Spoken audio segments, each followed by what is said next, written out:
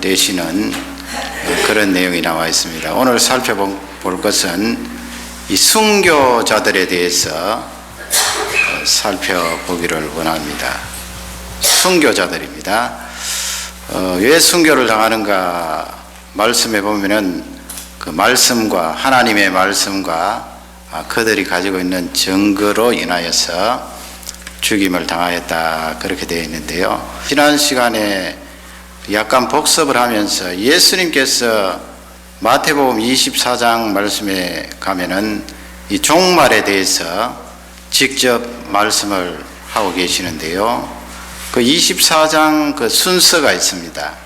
종말에 일어날 심판, 재앙들, 환난들 그 순서를 요한계시록하고 비교해 보면 거의 흡사합니다. 지난번에 7인본 가운데 첫째, 둘째, 셋째, 넷째 그렇게 떼시는 내용을 살펴보았는데요. 첫째는 뭐였습니까?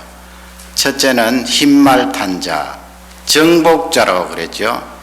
이 세상에 정복자가 일어나서 많은 땅을 차지하고 권세를 누리는 정복자. 그 정복자는 하나님을 잘 믿는 사람이 아니고 하나님과 반대되는, 하나님을 거역하는 그런 사람이라고 그랬습니다. 두 번째는 붉은 말 탄자가 나오지요. 이 붉은 말 탄자는 서로 죽이게 하더라 그렇게 되어 있으니까 전쟁 중에 많은 사람들이 생명을 잃는 그런 내용으로 보면 되겠고요. 다 전쟁과 이제 연관이 되어 있고요. 세 번째는 어떤 말이었습니까? 검은 말 탄자입니다. 검은 말은 기근을 말하지요. 먹을 것이 없어서 전쟁이 일어나면은 먹을 것이 있겠습니까? 다 황폐화되어서 먹을 것이 없어 고생을 하는데 대단히 비싼 값에 양식이 팔리는 내용을 살펴보았고요. 네 번째 인봉은 청황색말, 검어죽죽한 그런 창백한 얼굴, 죽음의 색깔입니다. 죽음. 전쟁 뒤에 기근도 일어나고 먹을 것도 없고 위생시설도 안 되고 하니까 전염병이 돌고 전쟁으로 죽고 전염병으로 죽고 그렇게 많은 사람들이 세상을 떠나는 죽음의 말 되겠고요. 이 내용이 이제 마태복음 24장에 보면은 6절에서 10절 사이인데요. 6절 이하로 쭉 보면은 나라와 나라가 싸우겠다. 난리라고 그렇게 예수님 표현했고 또 민족과 민족이 서로 싸우겠다. 그 다음에 기근이 일어나겠다. 그렇게 말씀하고 나중에는 우리들을 환난에 넘겨주겠다.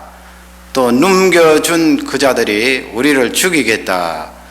그런 말씀을 예수님이 하셨습니다. 그래서 순서를 보면 흡사하게 지금 가고 있는 내용이 요한 사도가 성령의 감동으로 본 것이나 예수님은 직접 이 우주 만물과 되어질 일들을 아시기 때문에 그렇게 정확하게 맞아 떨어지는 것입니다. 그러면 오늘 이 순교자에 대해서 잠시 살펴보기를 원합니다. 우리 9절 말씀을 다 같이 한 음성으로 받들겠습니다.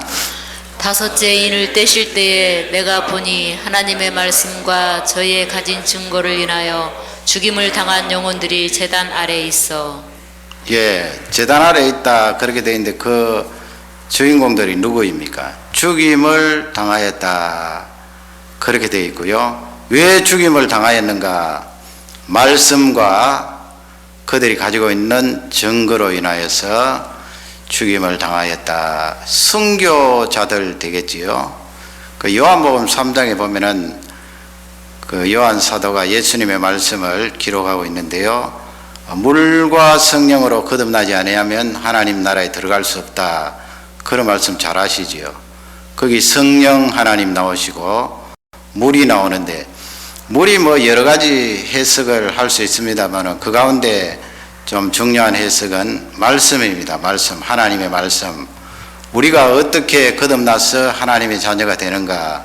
그것은 바로 물과 성령이에요. 하나님의 말씀과, 그렇지요. 하나님 말씀 없으면 우리가 무엇을 근거로 거듭납니까? 하나님 말씀도 없는데 내가 거듭났다 떠돌아다닌다고 거듭나는 것이 아니거든요. 하나님의 말씀을 근거로 그 말씀이 나를 변화시키는데 그 사이에 역사하시는 분이 성령 하나님이에요. 성령 하나님이 어떻게 역사하십니까? 내가 2000년 전에 일어났던 아니면 수천 년 전에 아브라함 때 있었던 일들을 기록한 하나님의 말씀을 믿을 수가 있나요? 어떻게 믿어집니까?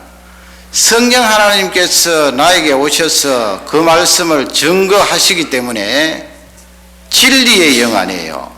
내가 믿어지는 거예요. 예수님께서 성령의 능력으로 처녀의 몸에 들으셔서 이 세상에 탄생하셨다. 예수님이 고난당하셨다. 예수님이 죽으셨다. 예수님이 부활하셨다. 예수님이 성천하셨다. 그것이 믿어지는 거예요. 여러분, 그것이 믿어진다는 것이 얼마나 큰 축복입니까? 내가 억지로 믿으려고 노력한다고 되는 것이 아니고요. 성령 하나님께서 그 말씀을 통하여 나에게 증거를 해주세요. 확실하게 믿을 수 있도록. 그래서 우리는 사도들이 예수님 부활하신 것 목격한 것, 사도들이 예수님 십자가에 죽으시는 것 목격한 것 동일하게 예수 그리스도께서 나를 위하여 죽으셨구나. 그분은 틀림없이 3일 만에 살아나셨구나. 지금도 하나님 우편에 계시면서 우리를 위하여 기도하시는구나. 믿어지는 거예요. 그것이 바로 물과 성령으로 나지 아니하면 그 말씀이에요. 하나님 말씀을 통하여 성령 하나님께서 나에게 증거를 해 주시기 때문에 그 증거를 통하여 믿어지고 내가 또한 증거를 가지고 있는 거 아니에요. 틀림없이 예수님 부활하셨다. 많은 사람들에게 증거하고 알리는 귀한 증인이 되는 것입니다. 그러면 여러분 왜 말씀과 증거 때문에 순교를 당합니까? 그것은 이 세상의 악한 세력, 죄악된 세력, 하나님을 거역하는 세력이 있기 때문에 그래요. 물론 그 세력은 하나님에 의해서 원래는 피조된 존재이기 때문에 하나님하고는 비교가 안 돼요. 비교할 수가 없지요. 어떻게 조물주하고 피조물하고 비교를 할 수가 있나요? 사단이라 그러지요. 그 사단을 하나님과 비교해서는 되지 않아요. 하나님과 어떻게 비교합니까? 그들은 피조물에 불과해요. 그러나 원래 지음을 받았을 때 대단한 능력을 가지고 지음을 받았기 때문에 타락을 해도 그 능력을 소유하면서 우리를 꿰는 거예요. 우리를 엉뚱한 길로 인도하는 것입니다. 물과 성령으로 거듭난 우리를 이 사단의 세력이 가만히 두지 않아요. 가전 방법과 수단을 동원하여서 우리를 믿지 못하게 하는데 그 가운데 이 생명을 빼앗는 일이 우리에게는 가장 두렵잖아요. 물론 여러분 그 사단이 사람의 생명을 좌우하는 것 아니에요. 하나님께서 근본적으로 허용을 하시기 때문에 그 생명을 잃고 순교하는 그런 장까지 들어가게 되는 거예요. 하나님이 허용하시지 않으면 사단이 절대로 그것을 하지 못하는 것입니다. 하나님께서 이 순교자들을 받으시고 그 영광을 드러내시는 귀한 내용이 9절이에요. 그 제단 아래에 있다고 그렇게 되어 있는데 제단이라는 것은 드림 아니에요. 하나님 앞에 내 목숨을 드리면서까지 끝까지 배신하지 않고 믿음을 지킨 귀한 용사들이거든요. 그러니 제단 아래에 있었다고 그렇게 표현하고 하나님 보좌 앞에 그 순교자들이 귀하게 드려지는 것입니다. 얼마나 귀한 말씀입니까? 그러면 좀 더 우리가 살펴볼 것은 마태복음 10장을 보면은 예수님께서 그 하나님의 백성들이 고난을 당하는 환난을 당하는 그 내용을 알려주고 계시거든요. 항상 하나님의 말씀과 증거를 가지고 이 세상을 살아가면 그렇게 대적하는 세력이 있어요. 다가와요. 우리를 넘어뜨리려고 하거든요. 예수님께서 그래서 마태복음 10장 16절 말씀을 보면 조심하라고 그렇게 우리에게 말씀을 하는데 16절 17절 말씀을 우리 다 같이 한 음성으로 받들어있겠습니다. 16절 17절입니다. 보라, 내가 너희를 보냄이 양을 이리 가운데 보냄과 같도다. 그러므로 너희는 뱀같이 지혜롭고 비둘기같이 순결하라. 사람들을 삼가하라. 저희가 너희를 공회에 넘겨주겠고 저희 회당에서 채찍질하리라. 아멘. 그 유명한 말씀 아니에요. 뱀같이 지혜롭고 비둘기같이 순결하라. 사람을 삼가라. 조심하라는 말씀이죠. 사람 보고 뭐 겁내고 두려워하라는 말씀이 아니고요. 영적으로 사단이 역사하여서 사람 속에 발작을 일으키고 사람 속에 활동이 되면은 그 사람이 나를 박해하고 고난을 주고 환란에 던져 넣을 수 있다는 그런 말씀입니다. 그 말씀이 17절에 공회에 넘겨주고 채찍질 하겠다 그런 말씀 아니에요. 그런 와중에 순교를 당하는 사람들이 있습니다. 그러면 18절 19절 말씀을 또 다 같이 읽겠습니다.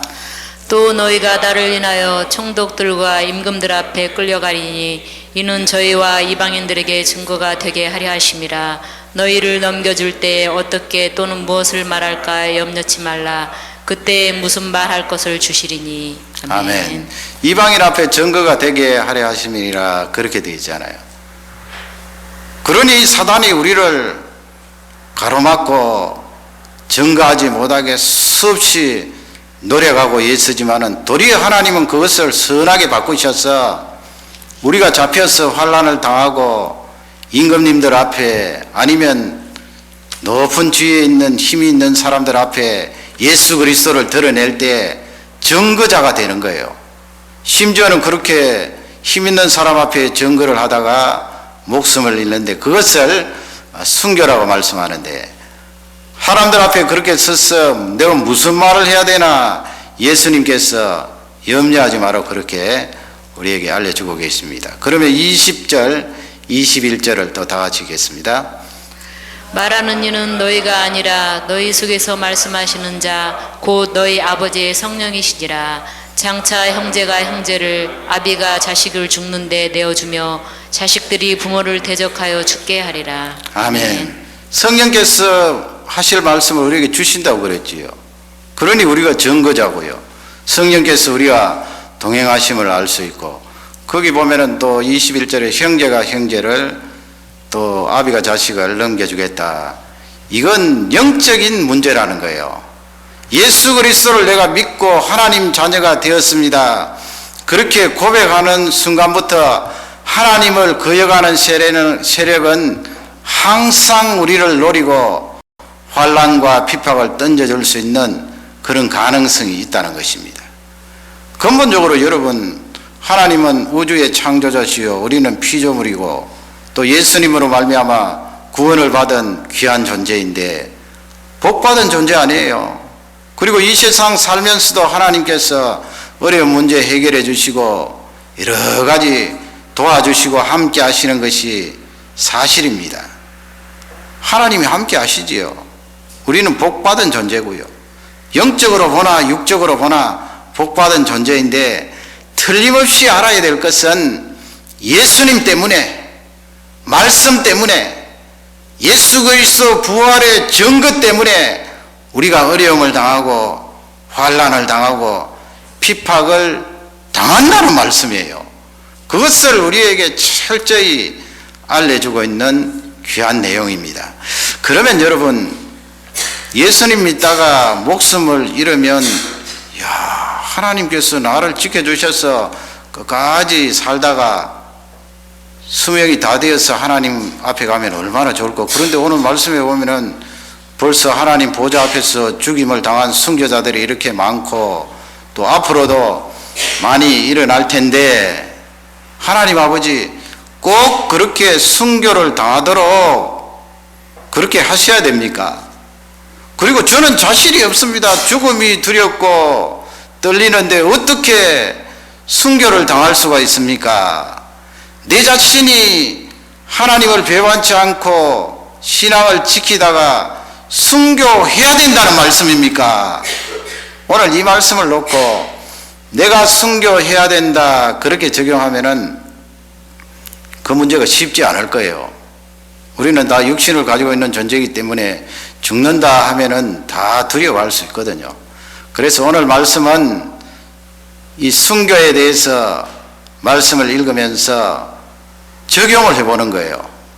여러분, 순교가 꼭 목숨을 잃는, 하나님을 위해서 목숨을 드리는 것만이 순교인가요?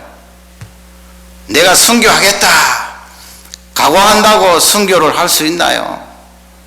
사실은 이 생명에 걸린 문제는 누구라도 장담을 할 수가 없는 것입니다. 내 삶 속에 먼저 순교가 이루어져야 어쩌면 하나님께서 나를 선택하셔서, 이미 하나님 자녀로는 선택하셨지만은 순교의 제물로 선택하셔서 그 제물을 받으실 수 있는 거예요.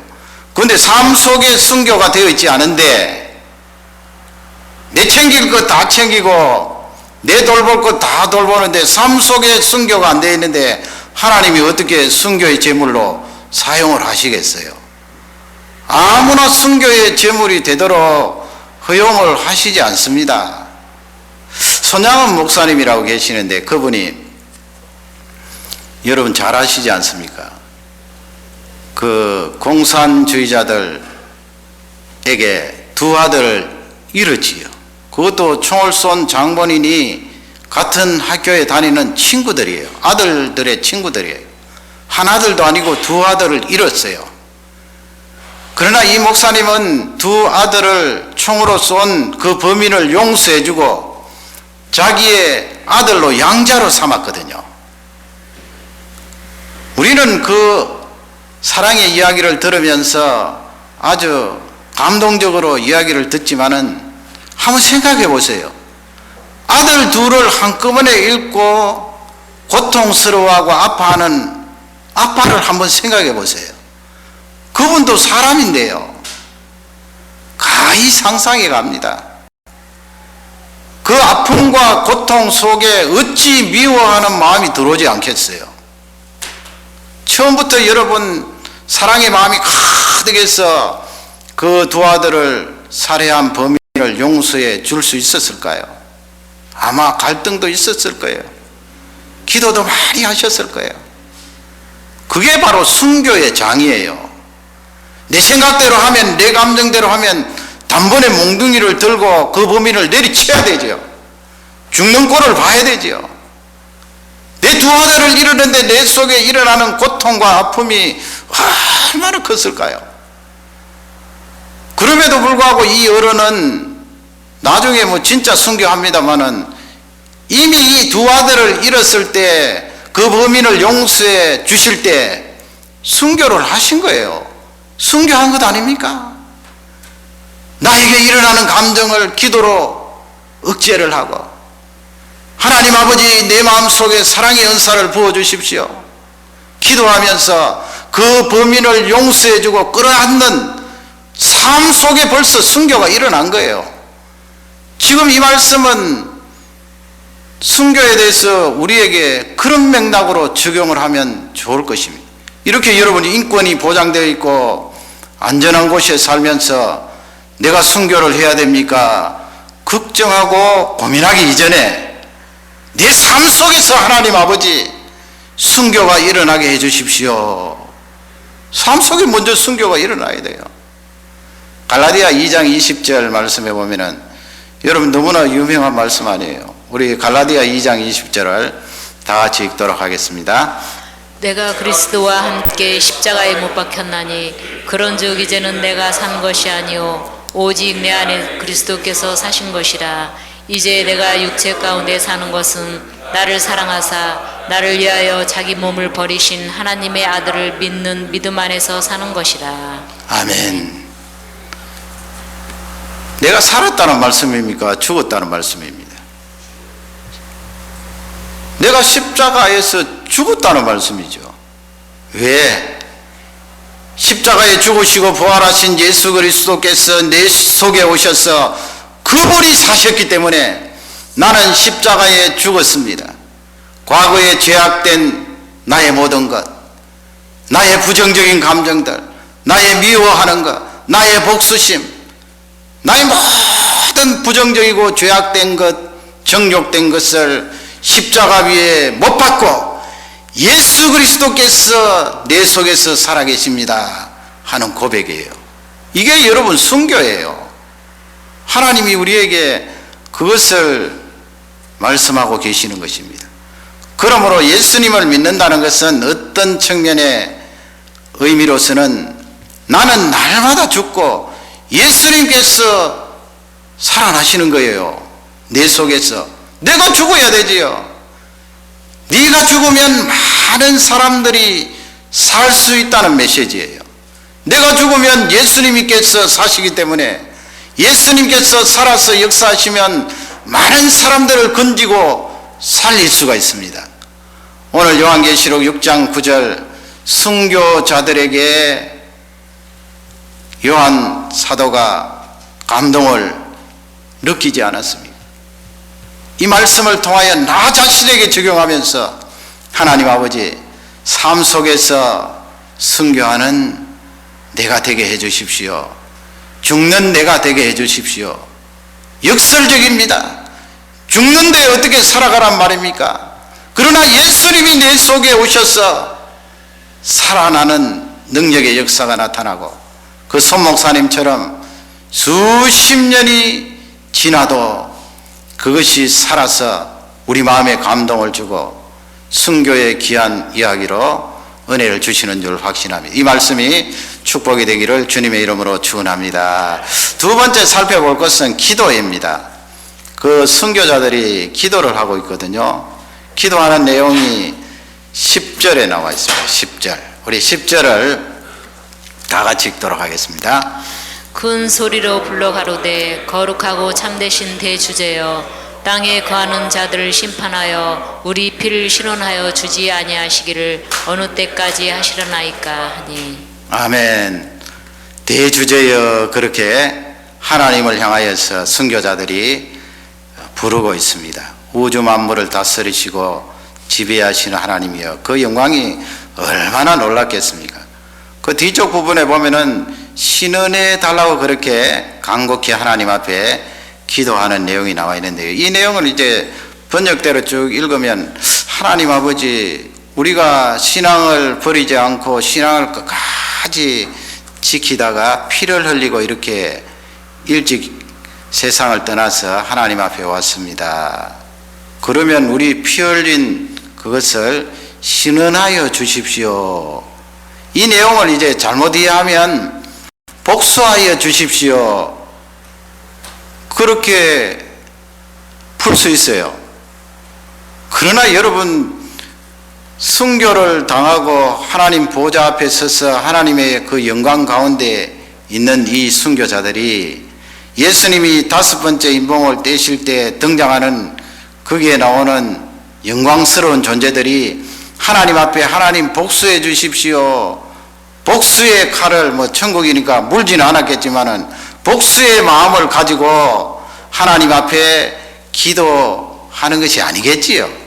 상식적으로 생각해도 그렇지 않습니까? 하나님 아버지 제가 복수할 수 있도록 기회를 주십시오. 반드시 저에게 능력을 주시면 나를 향하여 칼을 들고 생명을 끊은 저 힘있는 자를 처단하겠습니다.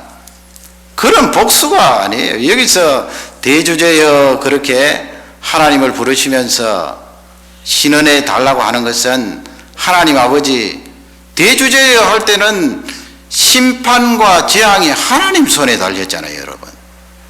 그러기에 구약 성경부터 우리 사람은 사람에게 복수하지 말라고 그토록 말씀하신 거예요. 사람이 사람을 복수하면 안 된다. 그 복수와 심판과 재앙은 하나님 손에 달려 있다는 거예요. 하나님 아버지 언제 그 심판이 일어나서 다른 말씀으로 말씀드리면 구원이 완성되어집니까? 그 말씀이에요. 그 속에는 두 가지가 있지요. 하나님께서 이 세상을 심판하실 때 끝까지 버티는 자는 다음 시간에 하겠습니다마는 하나님의 그 재앙에 벗어날 수가 없어요. 철저히 심판받아요. 그러나 그 와중에 환난과 궁핍이 들어오면 그 가운데 하나님 앞에 돌아올 백성들이 있어요. 그래서 이 순교자들이 그것을 기도하는 거예요. 사람이요, 어려운 일을 당하면 자기를 돌아보게 되고 사람 아닌 다른 어떤 절대적인 존재에 대해서 생각을 하고 눈을 돌리는 것입니다. 그러니 그 심판과 환난이 일어날 때 하나님께 돌아올 백성이 있습니다. 하나님, 언제 그 심판과 구원의 완성이 이루어집니까? 하나님 앞에 간절히 기도하는 내용이에요. 그러니 대주제여 그렇게 하나님 앞에 고백을 했던 것입니다. 그러면 여러분, 우리는 어떻게 적용해야 됩니까? 우리도 말씀을 가지고 있고 말씀의 증거를 가지고 있잖아요. 예수 그리스도 부활하시고 십자가에 죽으신 것 틀림없이 믿어지고 이 증거를 가지고 가만히 있으려니 견딜 수가 없는 거예요. 하나님 아버지, 증거자로서 이 부활의 증거를 가지고 많은 사람들에게 증거를 하겠습니다. 그렇게 증거하면서 이 세상을 바라보며 기도하라는 메시지예요. 여러분, 세상은 부조리의 구석입니다. 얼마나 부조리가 많은지 몰라요. 아무리 선진국이고 아무리 살기 좋은 나라라도 관계없어요. 어디 가도 조금 적다 조금 많다지요. 다 부조리가 있고요, 썩은 구석이 있고 죄악된 것이 있어요. 자기가 힘 가지면 내리누르려고 그래요. 약한 자 위에 서려고 그래요. 그러면 우리 하나님의 백성들, 말씀과 증거를 가지고 있는 우리가 하나님 아버지, 이 세상이 빨리 망하게 해주십시오. 왜 가만히 계십니까? 저 죄를 저지른 거 보십시오. 빨리 무너지게 해주십시오. 그렇게 기도하라는 말씀이에요. 아니지요. 그렇게 기도하지 말라는 것입니다. 뭘 기도해야 됩니까? 하나님 아버지, 구원의 완성이 이루기 전에 이 땅 위에 하나님의 재앙과 심판이 도래하는데 하나님, 이 땅 위에 긍휼을 다해 주셔서 하나님께 돌아올 자들을 빨리 건져 주십시오. 내 주위에도 아직 그런 사람들이 많이 있습니다. 하나님, 그 영혼들을 살려 주십시오. 이렇게 하나님 앞에 증거자로서 중보 기도한다는 거예요. 영혼을 위해서. 망할 세상이 아니고. 그래서 근본적으로 하나님이 우리에게 복음을 주실 때 우리가 이 세상을 바라보는 시각은 망할 세상 맞지요? 망할 세상입니다. 그게 성경적이고요. 하나님께서 결국은 멸망을 시키잖아요. 그럼에도 불구하고 우리 속에 하나님 아버지, 이 세상 가운데 돌아올 자들이 많이 있습니다. 저들에게 긍휼을 다하여 주십시오. 저 북한에도 지금 알지 못하는 많은 심령들이 하나님을 몰라서 죽어가고 있습니다. 하나님, 저들을 건져 주십시오. 살려 주십시오. 그렇게 세상을 향하여서 기도하고 도구하라는 귀한 말씀이에요. 그러므로 우리는 신문을 보나 TV를 보나 인터넷을 보나 이 세상을 바라보는 시각이 죄악된 세상임매면 틀림없이 우리가 분별을 하되 세상을 위하여 계속해서 기도하라는 메시지입니다. 오늘 저녁도 그와 같은 기도의 열기가 가득하기를 주님의 이름으로 축원합니다. 마지막 세 번째로는 이제 11절 말씀인데 하나님의 때와 기다림이에요. 이것도 여러분 적용 아닙니까? 순교자 하면은 하나님의 때 기다림이에요. 되게 기다리지 못하고 하나님의 때에 대해서 오해해버리면 신앙을 변절시키고 하나님을 부인하고 하나님을 떠나게 되는데, 순교자라는 자체가 끝까지 기다렸고 하나님의 때에 대해서 깊은 이해가 있었다는 것을 알 수가 있습니다. 우리 11절 말씀을 다 같이 읽도록 하겠습니다. 각각 저희에게 흰 두루마기를 주시며 가라사대 아직 잠시 동안 쉬되 저희 동무 종들과 형제들도 자기처럼 죽임을 받아 그 수가 차기까지 하라 하시더라. 아멘. 거기 뭐 동무 종들 그렇게 쭉 나오는데 죽임을 당하되 그 수가 차기까지 그렇게 돼 있지요. 그 말씀을 이렇게 읽으면 잘못 판단할 수 있는 것이 하나님께서 순교할 그런 종들의 숫자를 정해 놓으셨구나, 그렇게 생각할 수 있잖아요. 수가 차기까지 그렇게 돼 있으니까. 그러나 정확하게 말씀드리면 하나님께서 그 수가 차기까지 이 말씀은 숫자를 정해 놓았다는 말씀이 아니에요. 하나님께서 숫자를 정해 놓고 그 숫자를 채워야 구원을 완성시키고 이 땅 위에 심판이 이루어진다 하는 것을 말씀하는 것이 아닌 것입니다.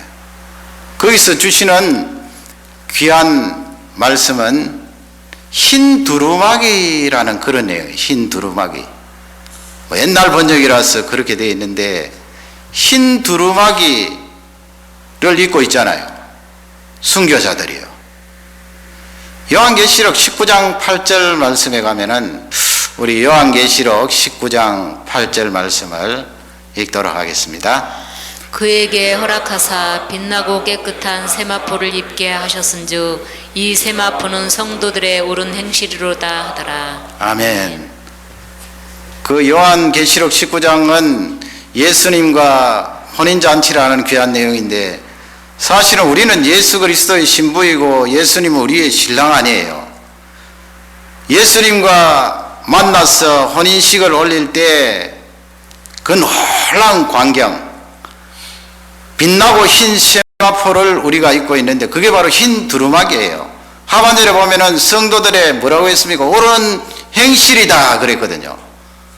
그러면 거기서 옳은 행실이 무엇인가? 원문을 보면 복수로 되어 있어요. 옳은 행실들이다. 뭐 옳은 행실이라 그러면 하나님께서 예수 그리스도로 말미암아 우리에게 입혀주시는 의로움, 너 의인이다 선언해 주시는 그것을 말씀하시는가? 그런데 그게 복수로 되어 있기 때문에 우리 성도들 쪽에 하나님 앞에 드리는 행실을 말해요. 행동을 말해요. 그러니까 복수로 되어 있지요. 그러면 이 본문은 순교와 연관되어서 순교자들이 말씀과 증거를 지키고 증거하다가 순교를 당하였고 또 세상을 바라보면서 기도하는 종으로서 또 기다리면서 인내하면서 하나님의 때를 이해하는 귀한 순교자들인데 하나님께서 그들에게 흰 두루마기를 입혀 주셨다는 것은 내가 하나님 앞에 성령의 능력으로 살아가는 삶을 가리킵니다. 그 삶을 구체적으로 무엇으로 바꿀 수가 있을까요? 그것은 바로 증거예요. 증거하는 삶. 또 그것은 바로 예수 그리스도를 끝까지 버리지 않고 지키는 걸 말해요. 예수 그리스도를 부인하지 않는 행실들. 여러분 예수님 때문에 내가 예수님 생각하면은 참 이 행동을 말아야 되겠구나 그렇게 느낄 때가 있지 않습니까? 나는 예수 그리스도의 신부인데 이와 같은 행동을 하면 신랑 되신 예수님께서 나를 다 할 텐데 나의 이 거룩함을 예수님께 드려야지. 그건 여러분 성령이 주시는 생각이에요. 어디 마귀가 그와 같은 생각을 주겠습니까? 예수님과 연관해서 내 마음과 몸을 거룩하게 하고 깨끗하게 하고 그 예수 그리스도가 너무나 자랑스러워서 예수 그리스도를 많은 사람들에게 증거하고 예수 그리스도가 나에게 베풀어 주신 그 사랑 때문에 많은 사람들을 위하여 눈물을 흘리기도 하고 많은 사람들을 사랑하고 많은 사람들을 품는 그것이 요한계시록에서는 옳은 행실들이다 그렇게 말하는 거예요. 그렇게 옳은 행실들을 끝까지 유지하려면 기다림이 있어야 되겠지요. 하나님의 때를 이해해야 되겠지요. 대개는 우리가 나의 때를 고집하잖아요. 하나님 지금 조급해요. 이게 이루어졌으면 지금 너무 좋겠는데요. 멀리 보면 어쩌면 나의 때예요. 하나님의 때는 그렇지 않을 수가 있거든요. 그걸 성도들의 행실들이라고 합니다. 그 앞에 의로운 행실들, 옳은 행실들. 그래서 순교자가 자기의 목숨을 하나님을 위하여 드리는 것 아닙니까? 하나님, 제가 나이가 이렇게 젊은데 조금 더 살고 싶습니다. 아직 더 많이 살다가 하나님을 위하여 드리겠습니다.